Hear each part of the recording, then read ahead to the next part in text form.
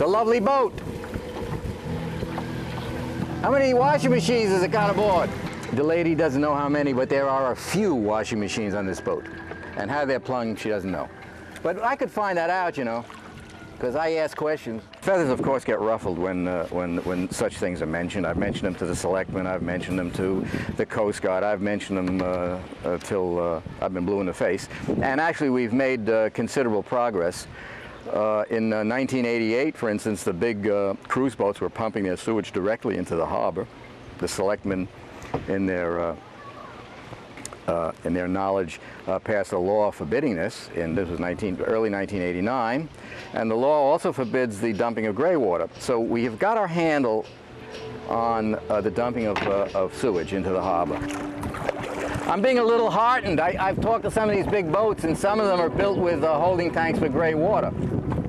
That's kind of good. I think those must be boats built in Europe, because it's not required in the U.S. But maybe the big boat owners are getting a little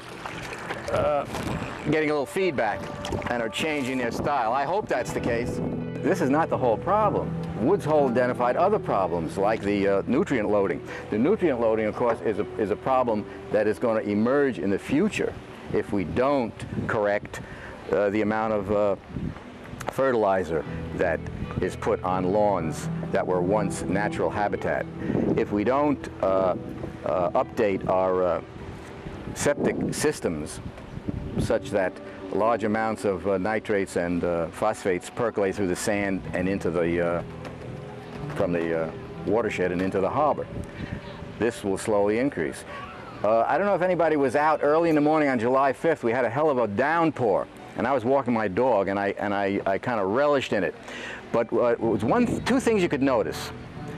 One thing you could notice, that the harbor was filled with immense vessels, washing themselves down with soap, detergent, what have you, running their generators. But another thing that struck me was the streets, as they became awash with the rainwater, they were a solid slick of oil. Solid. Every inch of every street, and I walked all through town in that downpour. Because it hadn't rained for a number of weeks, where did all that go? It goes in the storm drains directly into the harbor. Okay? Let's not diddle around with storm drains.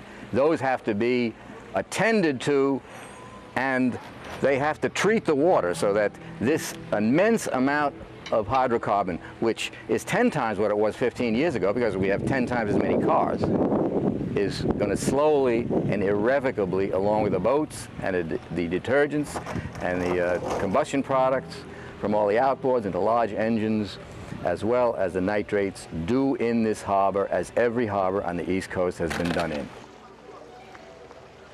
We don't have to be mean to the million-dollar boats. We just have to explain to them that if they refrain from dumping detergents in any form into the harbor, they're doing a great service to the proliferation of our beautiful shellfish. And I've eaten shellfish all over the world, and I'll tell you, Nantucket Little Neck is the best tasting. And I'll tell you another thing.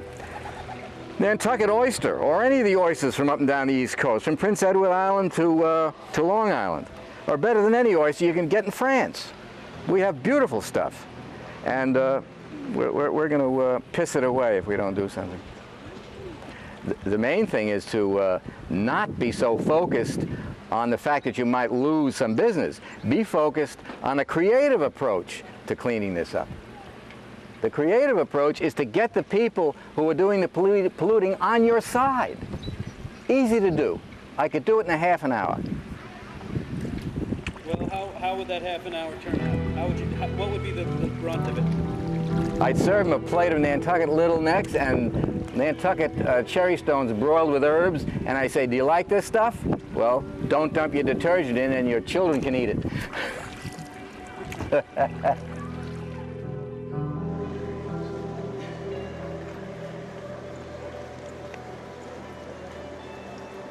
Open 30 minutes. Done yesterday. Have another. Aren't they exquisite? What made you so charitable? Well, we're shooting this and we're promoting seafood and cleanliness of the Hey, hopper. look, don't put it out. You put it back to me, I'll take another one. Yeah.